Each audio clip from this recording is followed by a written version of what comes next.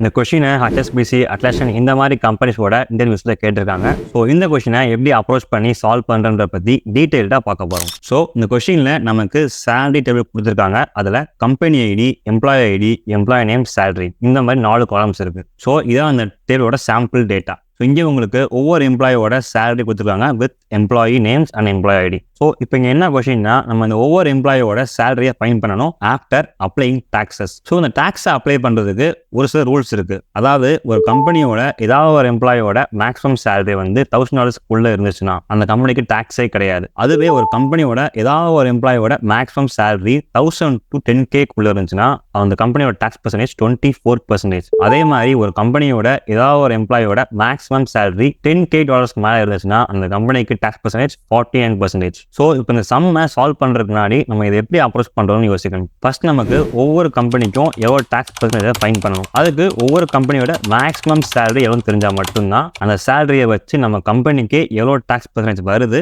வந்த பிறகு அந்த வேல்யூவை நம்ம சேலரியோட மல்டிப்ளை பண்ணோம்னா நமக்கு டாக்ஸ் போக ஆக்சுவல் சேலரி எவ்வளோ தெரிஞ்சுக்க முடியும். ஸோ ஏன்டப்பா ஆல்ரெடி இதே மாதிரி ஒரு சாம்பிள் டேட்டா வச்சு ஒரு டேபிள் இருக்கு. அந்த டேபிள் நேமும் சேலரிஸ் தான். இந்த டேட்டா வந்து அந்த கொஷினில் புரிஞ்சிருக்க சேம் டேட்டா. ஸோ இந்த சம்மை நம்ம 3 ஸ்டெப்பாக பிரித்து சால்வ் பண்ண போகிறோம். ஃபர்ஸ்ட் ஒவ்வொரு கம்பெனியோட மேக்ஸிமம் சேலரி எவ்வளோ ஃபைண்ட் பண்ண போகிறோம். அதுக்கு செலக்ட் கம்பெனி ஐடி மேக்ஸ் ஃபங்க்ஷனை யூஸ் பண்ணி நான் சேலரியோட மேக்ஸிமம் வேல்யூ எடுத்துக்க முடியும்.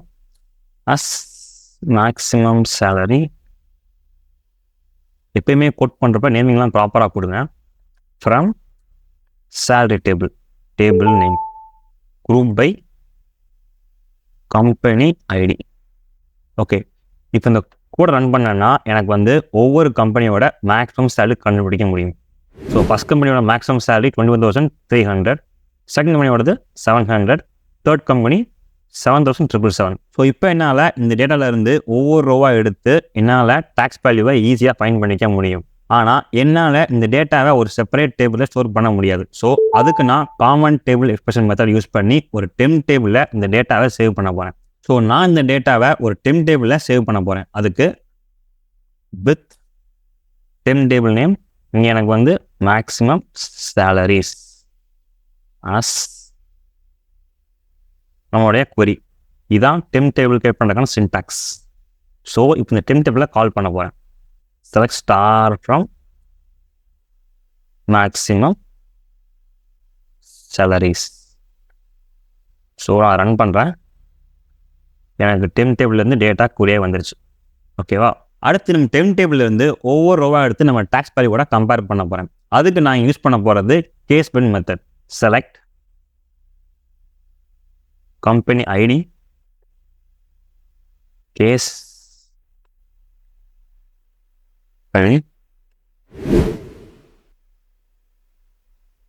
மேக்ஸிமம் சேலரி லெஸ் தென் 1000 இருந்தால் எனக்கு டாக்ஸே கிடையாது. S 1.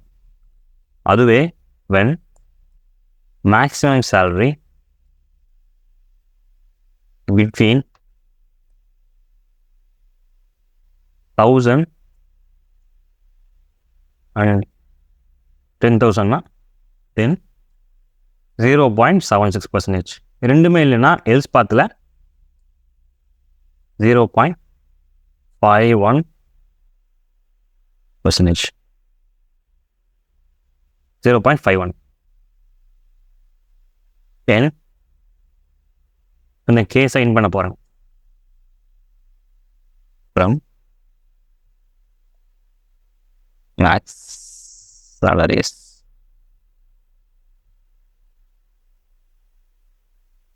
Okay,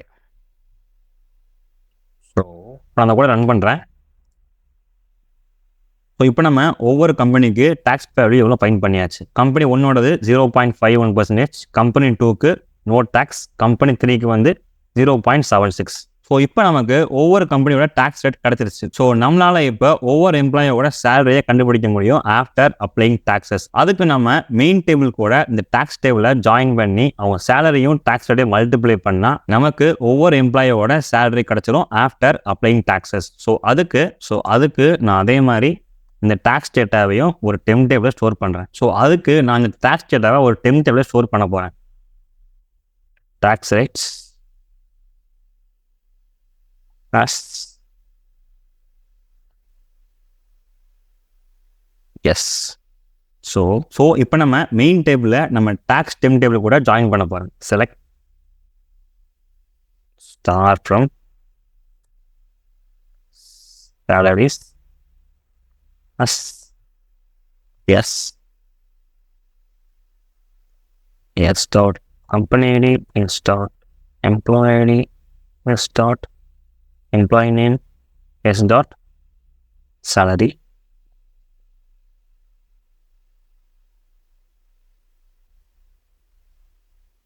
join tax rates tax of s dot employee ID is equal to tax dot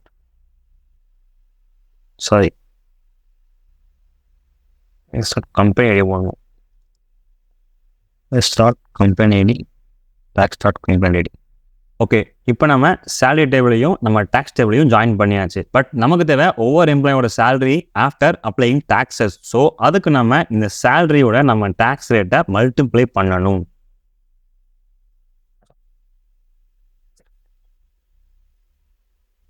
எனக்கு வந்து வேல்யூ வந்து ரவுண்டாக வேணும், அதுக்காக நான் ரவுண்ட் யூஸ் பண்ணிக்கிறேன்.